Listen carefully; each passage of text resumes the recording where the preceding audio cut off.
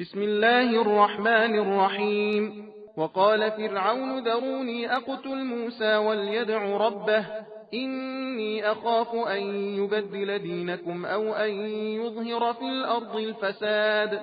وقال موسى إني عذت بربي وربكم من كل متكبر لا يؤمن بيوم الحساب.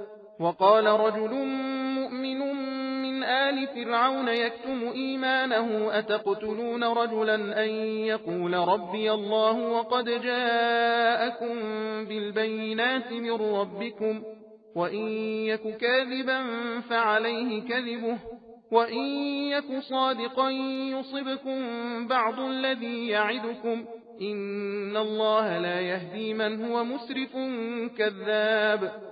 يا قوم لكم الملك اليوم ظاهرين في الأرض فمن ينصرنا من بأس الله إن جاءنا. قال فرعون ما أريكم إلا ما أرى وما أهديكم إلا سبيل الرشاد. وقال الذي آمن يا قوم إني أخاف عليكم مثل يوم الأحزاب مثل دأب قوم نوح وعاد وثمود والذين من بعدهم وما الله يريد ظلما للعباد.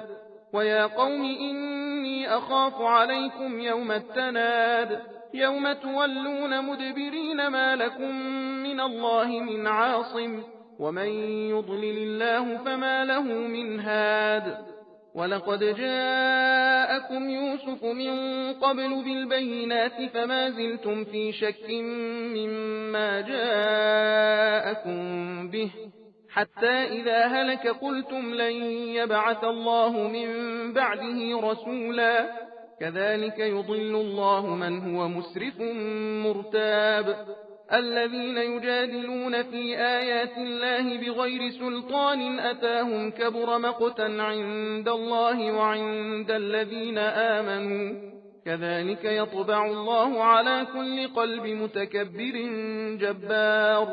وقال فرعون يا هامان ابن لي صرحا لعلي أبلغ أسباب السماوات فأطلع إلى إله موسى وإني لأظنه كاذبا.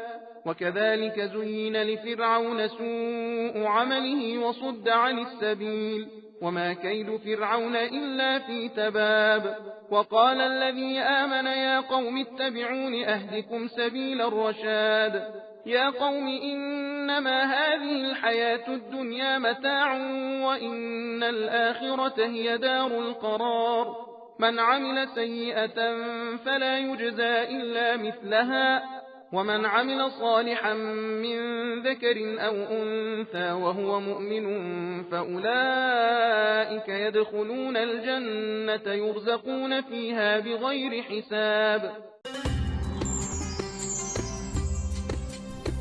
सबील कुरान हिदायत का रास्ता।